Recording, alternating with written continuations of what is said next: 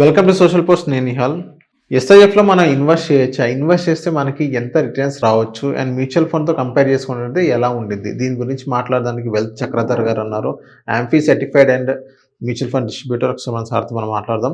Hello sir, welcome to social post. Thank you అండి. Sir, ఇప్పుడు ఎస్ఐఎఫ్లో మనం ఇన్వెస్ట్ చేయొచ్చా? మ్యూచువల్ ఫండ్తో కంపేర్ చేసుకున్నట్టయితే ఎస్ఐఎఫ్కి ఎంత వేరియేషన్ ఉంది రిటర్న్స్ పరంగా కానీ, ఇన్వెస్ట్మెంట్ మాడ్యూల్లో కానీ, రిస్క్ పరంగా కానీ? సో ఎస్ఐఎఫ్ అనేది ఇప్పుడు మనకి సేఫ్ అయిన ఇన్వెస్ట్మెంట్ చేయడానికి.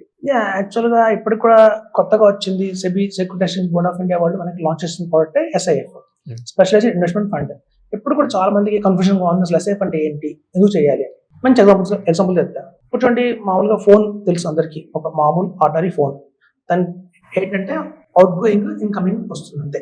అందులో మీకు యాప్స్ కానీ ఉండవు, ఇలాంటి యాప్స్ ఫోన్ అంటారు మామూలు ఫోన్, నార్మల్ ఫోన్.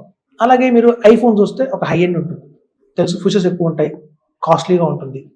సో ఒక normal phone just on going, out going, incoming phone లాంటిది ఏదైతే ఉందో అది మ్యూచువల్ ఫండ్స్.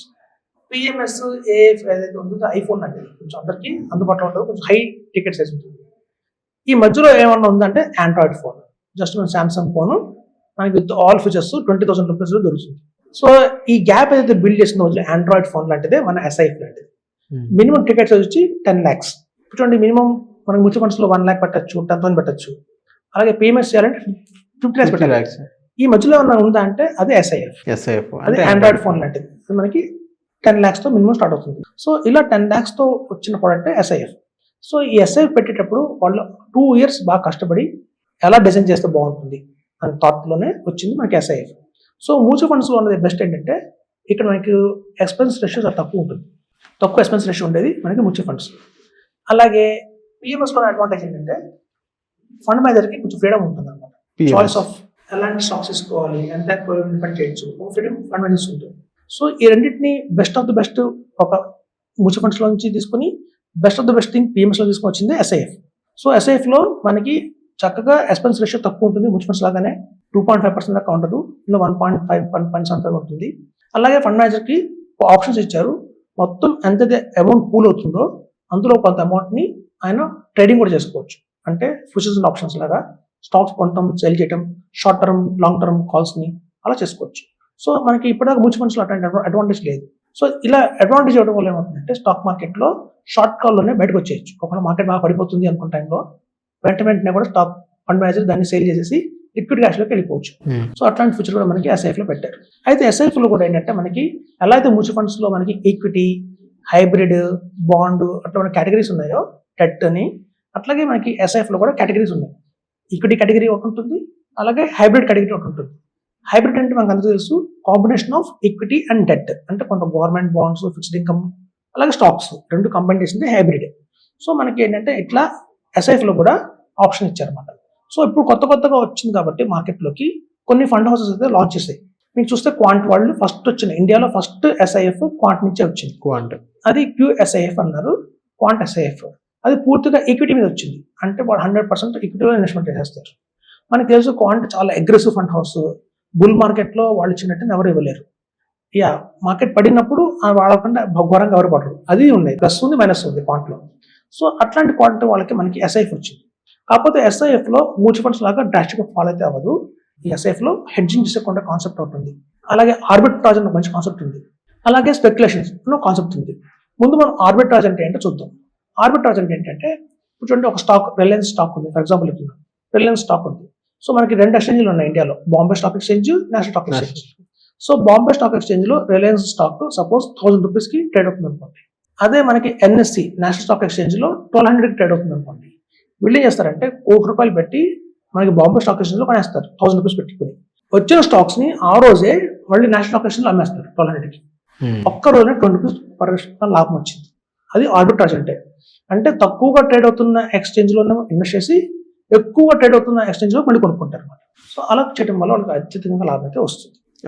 బై అట్ లో price, cell at high price, అంతే, సింపుల్ లాజిక్. సో ఆ ఆర్బిట్రాజ్ అంటారు దాన్ని. సో అది మనకి అడ్వాంటేజ్ ఎస్ఐఎఫ్లో ఉంది. ఇంకోటి హెడ్జింగ్ అంటే ఏంటంటే సపోజ్ మనం ఆల్ ఓవర్ ఇండియాలో మన ఫండ్లో ఒక 10 కోట్లు కలెక్ట్ చేసాం, ఎగ్జాంపుల్ ఇస్తున్నాం. సో ఈ 10 కోట్లలో మీకు రాబోయే రోజుల్లో మార్కెట్ పడిపోతుంది అని కనుక మీకు అనిపిస్తే అందులో 5 కోట్లని హెడ్జ్ చేసేయచ్చు. అంటే మన దగ్గర ఉన్న 100 రూపాయలకి 100 రూపీస్కి ఒక 10% ఇంట్రెస్ట్ యాడ్ చేసి ఈ 110 రూపీస్కి వేరే వాళ్ళకి అమ్మేయచ్చు. అంటే మన రిస్క్ని వేరే వాళ్ళకి ట్రాన్స్ఫర్ చేస్తున్నాం. సో ఆ కొనుక్కునే పర్సన్ ఎందుకు కొనుక్కుంటాడంటే రేపొద్దున వీడు అనుకుంటున్నాడు పడుతుందని మార్కెట్ ఏం పడదు, నాకు తెలుసు మార్కెట్ ఇంకా పైకి వెళ్తుంది అని చెప్పి వాళ్ళు కొనుక్కుంటారు. వాటి లాజిక్ వాళ్ళకు ఉంటుంది, వాటి స్టాటిస్టిక్స్ వాళ్ళకు ఉంటాయి. సో ఈ హెడ్జ్ వల్ల ఏంటంటే ట్రాన్స్ఫరింగ్ ఆఫ్ రిస్క్ అనమాట. జస్ట్ ఏంటంటే మనకున్న రిస్క్ని వేరే ట్రాన్స్ఫర్ చేస్తున్నాం. మార్కెట్ పడిపోయింది, మనకు నష్టం లేదు, మనం ఆల్రెడీ 10% ప్రాఫిట్తో వాళ్ళకి అమ్మేసాం కాబట్టి అది మనకి సేఫ్ అయిపోయాం. సో అది హెడ్జింగ్, అది కూడా ఎస్ఐఎఫ్లో మనకి ఒక భాగమే. ఓకే. సో సార్ ఇప్పుడు మ్యూచువల్ ఫండ్కి ఎస్ఐఎఫ్కి ఎంత పర్సెంట్ డిఫరెన్స్ ఉండొచ్చు అంటారు? అంటే ఇప్పుడు మ్యూచువల్ ఫండ్కి పిఎంఎస్కి మనం చూసుకున్నట్లయితే 10% పైన అప్పుడప్పుడు కొంచెం మోర్ దెన్ 0.5% అలా మనం చూసాము. సో ఇక్కడ మ్యూచువల్ ఫండ్కి ఎస్ఐఎఫ్కి ఎంత పర్సెంట్ వరకు తేడా ఉండొచ్చు అంటారు? మంచి క్వశ్చన్ అండి. ఇది ఏంటంటే మార్కెట్ ఒకవేళ మార్కెట్ పెరుగుతుంది అనుకో, మ్యూచువల్ ఫండ్స్ కంటే 2 to 3% ఎక్స్ట్రా రిటర్న్ ఇస్తుంది. ఎస్ఐఎఫ్ ఎప్పుడు కూడా మ్యూచువల్ ఫండ్స్ కంటే మాక్సిమం 3 or 4% ఎక్స్ట్రా రిటర్న్ ఇస్తుంది మార్కెట్ పెరుగుతున్నప్పుడు. మార్కెట్ పడుతుంది అనుకోండి, అలా పడిపోతున్న మార్కెట్లో మ్యూచువల్ ఫండ్స్ -10% వెళ్ళిపోతే ఇది -5% అయిపోతుంది. అంటే లాస్ని మనకి తక్కువ చేయడానికి ఎస్ఐఎఫ్. మీరు ఎక్కువ లాస్ పెట్టారు 1 lakh, ఆ 1 lakh మ్యూచువల్ ఫండ్లో పెట్టారు అనుకోండి, అది 80,000 అయ్యే అవకాశం ఉంది. అలా 1,80,000 మ్యూచువల్ ఫండ్లో, అదే కనుక మీరు 1 lakh ఎస్ఐఎఫ్లో పెడితే మీకు 90,000 బయటపడతారు. సో ఇక్కడ లాస్ని మనం కంట్రోల్ చేయడానికి ఎస్ఐఎఫ్ ఎక్కువగా ఉపయోగపడుతుంది మనకి రిటర్న్ కంటే కూడా.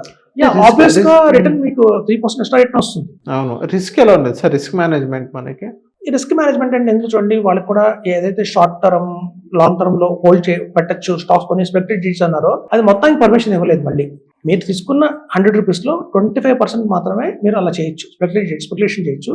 రిమైనింగ్ 75 స్టాక్స్ హోల్డ్ చేయాల్సిందే. సో తద్వారా మనకి రిస్క్ కూడా కొంచెం తగ్గుతుంది. మనకి అంత భయంకరమైన రిస్క్ మనకి ఎస్ఐఎఫ్ లో ఉండదు. Okay sir. ఇప్పుడు మ్యూచువల్ ఫండ్స్ లో మనం ఎంతో కొంత ఒక 10 lakhs ఇన్వెస్ట్ చేసినట్లయితే మంత్లీ ఎంతో కొంత విత్డ్రా చేసుకోవచ్చు మనం చూసుకున్నట్లయితే. అండ్ ఇప్పుడు ఎస్ఐఎఫ్ లో ఆ సిస్టమ్ ఉందా సార్? ఉంది. యాక్చువల్గా ఏంటంటే మనకి 2 హైబ్రిడ్ కేటగిరీలు. జనరల్ గా మేము ఏం చెప్తుంటామంటే సిస్టమేటిక్ విత్డ్రావల్ ప్లాన్ ఒకటి ఉంటుంది మ్యూచువల్ ఫండ్స్ లో. మీరు చెప్పినట్టు సిస్టమేటిక్ విత్డ్రావల్ ప్లాన్ ఏంటంటే రిటైర్ అయిన పర్సన్స్ ఒక పెద్ద లంసమ్ 50 lakhs పెట్టేసి ఎస్డబ్ల్యూపీ తీసుకుంటారు ఎవ్రీ మంత్. అట్లాంటి ఆప్షన్ మనకి ఎస్ఎఫ్ కూడా ఉందండి. కాకపోతే ఇప్పుడు ప్రస్తుతం ఉన్న దాంట్లో హైబ్రిడ్ కేటగిరీలో మనకి ఎన్ఎఫ్ఓగా వచ్చినవి 2. ఒకటి ఎస్బీఐ మ్యాగ్నమ్ వాళ్ళది, ఎస్బీఐ వాళ్ళు మ్యాగ్నమ్ అని వచ్చింది ఒకటి. అలాగే ఎడల్వైస్ కంపెనీ వాళ్ళు ఆల్టివా అనే పేరుతో ఒకటి వచ్చింది. సో ఎడల్వైస్ వాళ్ళ ఆల్టివాలో మీకు ఆప్షన్ ఇచ్చారు, సిస్టమ్ డెవలప్మెంట్ ఆప్షన్ ఇచ్చారు, ఎస్ఐపి ఆప్షన్ ఇచ్చారు, ఎస్టిపి ఆప్షన్ ఇచ్చారు. అవన్నీ కూడా ఎడల్వైస్ వాళ్ళు ఇచ్చారు. ఎస్బీఐ వాళ్ళు ఇంకా అది ఇవ్వలేదు ఆప్షన్. రాబోయే రోజుల్లో ఇవ్వచ్చేమో కూడా. ఒకసారి ఫండ్ లాంచ్ అయిన తర్వాత ఎంత పూల్ అయింది అమౌంట్ చూసుకొని వాళ్ళు కూడా స్టార్ట్ చేయొచ్చు. సో తీసుకోవచ్చండి, అదేం ప్రాబ్లం లేదు. అంటే ఇప్పుడు రిటర్న్స్ అనేది ఎస్ఎఫ్ లో మనం చూసుకున్నట్లయితే రిటర్న్స్ అనేది మ్యూచువల్ ఫండ్ తో కంపేర్ చేసుకుని 2 to 3% ఈజీ. అదే డౌన్ ఫాల్ అయితే అది 10% డౌన్ ఫాల్ అయితే 5% వరకు మనకి డౌన్ ఫాల్ అవ్వచ్చు. సో ఇందులో మనకి రిస్క్ ఎలా ఉంది సార్ ఎస్ఐఎఫ్ లో మ్యూచువల్ ఫండ్ తో కంపేర్ చేసుకున్నట్లయితే? ఇందులో రిస్క్ తగ్గించడానికి ఎస్ఐఎఫ్ వచ్చింది. రిస్క్ తగ్గించడానికి ఎస్ఐఎఫ్ వచ్చింది. సో మ్యూచువల్ ఫండ్స్ కంటే బెటర్ రిస్క్ మనకి ఆప్షన్ మనకి ఎస్ఐఎఫ్ లో ఉంది. ఓకే. అంటే ఇప్పుడు 2 to 3% మ్యూచువల్ ఫండ్ మనం చూసుకున్నట్టే 15-15 రూల్ అందులో అప్లై చేస్తారు. అంటే 15% రిటర్న్ అని చెప్పి 18 రూల్ అప్లై చేయొచ్చేమో. 18. సో 18% మనం గ్యారెంటీగా తీసుకొచ్చాం. 18% గ్యారెంటీ వస్తుంది అంటే 3% ఎక్స్ట్రా మ్యూచువల్ ఫండ్స్ కంటే కూడా 3% ఎక్స్ట్రా. మ్యూచువల్ ఫండ్ లో అది ఒక 12 to 15%. అంటే ఇక్కడ కూడా 15% 100% రావచ్చు. 15% మోర్ దెన్ 15% వస్తుంది. ఎక్స్ట్రా 25% వాళ్ళు ఏదైతే స్పెక్యులేట్ చేస్తున్నారో అది ఫండ్ మేనేజర్ బట్టే ఉంటుందండి. ఒక ఫండ్ మేనేజర్ కనుక అండ్ టాలెంట్ పూర్తిగా అండ్ టాలెంట్ మీద రన్ అవుతుంది. మంచి టాలెంటెడ్ ఫండ్ మేనేజర్ అయితే కనుక మనకి ఈజీగా ఎక్స్ట్రా 3-4% అంటే ఇప్పుడు మనం ఫండ్ మేనేజర్ ని చూస్ చేసుకోవడంలో మనం కరెక్ట్ చూస్ చేసుకోవాలి. ఫండ్ మేనేజర్ ఏదైనా తప్పు చూసి మనం కూడా కొంచెం రిస్క్ లో ఉండొచ్చు అని అంటారు. ఎగ్జాక్ట్లీ. మ్యూచువల్ ఫండ్స్ చూడండి, ఫర్ ఎగ్జాంపుల్ చెప్తాను. మ్యూచువల్ ఫండ్స్ లో మీరు ఐసిఐసిఐ లార్జ్ క్యాప్ తీసుకున్నారు, ICICI Prudential blue chip large cap కేటగిరీలో ఫండ్ ఉంది. అది మనకి 21% రిటర్న్ ఇస్తే ఎస్బీఐ లార్జ్ క్యాప్ 14% రిటర్న్ ఇస్తుంది. అదే కేటగిరీ కదా. లార్జ్ క్యాప్ అంటే ఎవరు ఇన్వెస్ట్ చేసినా ఆ టాప్ 100 కంపెనీస్ లో పెట్టాలి.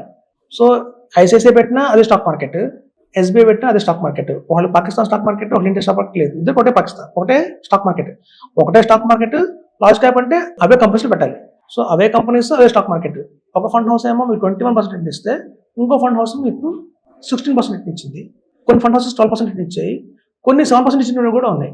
సో అది ఎంత ఫండ్ మేనేజర్స్ వాళ్ళ కెపాసిటీ బట్టే ఉంటుందండి అంతా కూడా. సో మనం ఏం చేస్తామంటే ఎప్పుడు కూడా మన మెయిన్ రోల్ ఏంటంటే ఉన్న అన్నింటిలోకి ది బెస్ట్ తీసుకుని మనం ఇవ్వడానికి సజెషన్ ఇండస్ట్రీస్కి. సో అది key role of the advisor.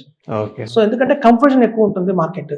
So ఎంత కన్ఫ్యూజన్ మార్కెట్లో మేము నిరంతరం ఇదే వర్క్లో ఉంటాం కాబట్టి. ఇప్పుడు చూడండి, చాలా మంది సాఫ్ట్వేర్ ఇంజనీర్లు ఉండొచ్చు, డాక్టర్లు ఉండొచ్చు, వాళ్ళ కోర్ కాదు ఇది. వాళ్ళు ఏదో వాళ్ళ ప్రొఫెషన్ వేరు, మిగిలిన ఒక గంట టైంలోనే వాళ్ళు తీసుకుంటారు, డెసిషన్ తీసుకొని కొంటారు, అమ్ముతారు. కానీ మాకు మార్నింగ్ లేచిన దగ్గర నుంచి ఈవినింగ్ పడుకునే దాకా ఇదే ఫోకస్. సో కాబట్టి మాకు కొంచెం బెటర్ దెన్ మాకంటే కూడా తెలుస్తుంది ఏది బెటర్గా ఉంది, రాబోయే రోజులు ఏమో వస్తుంది, ట్రెండ్ ఎలా ఉంది. సో కాబట్టి ఏంటంటే దాన్ని బట్టి మేము బెస్ట్ ఇవ్వగలుగుతాం. ఓకే. ఉన్న అన్ని ఫండ్ హౌసెస్లో కూడా ఇది బెస్ట్ ఫండ్ హౌసెస్ తీసుకోమని చెప్తాం. Okay. So thank you sir మా సోషల్ వర్క్ వచ్చినందుకు. Thank you.